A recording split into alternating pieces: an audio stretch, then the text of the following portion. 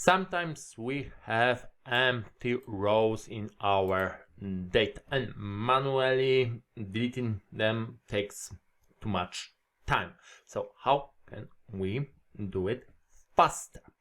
I will show you two solutions. Let's start with go to special, selecting blank cell. So we are going to Home tab, then on the right side find and select and go to special, and I can select blanks here because I select only one cell. Excel will select all blank cells in active cells. So just press OK and Excel select empty cells.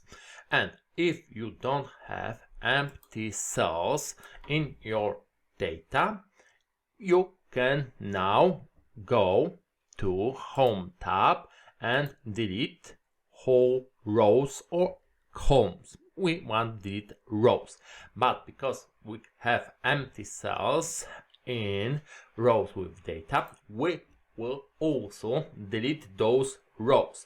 So Ctrl Z.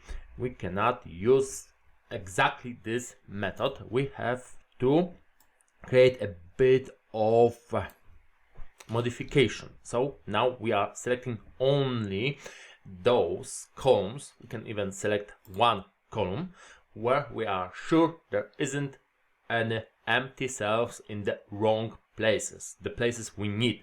And we can go this time with shortcut Ctrl G. We are going to go to window, and now we want to go to special, blanks, and OK. So now I select only empty cells in column C, and this time also shortcut Ctrl minus, we can delete entire rows and just press OK, and we delete only empty rows we are interested in.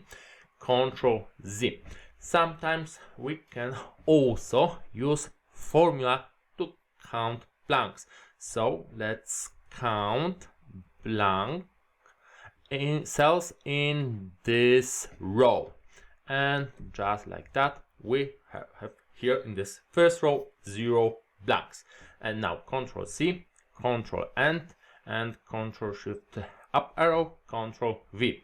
So we copy our formula, go to the last cell and copy our formula to the whole column. Now we can Ctrl Shift L to add filter, and we are also only interested in rows with the most numbers of empty cells, blank cells, and press OK. Now we can just select here cells and Ctrl minus once again to delete entire sheet rows. Yes, and we can now turn off our filters, and it's the other way to delete rows, empty rows.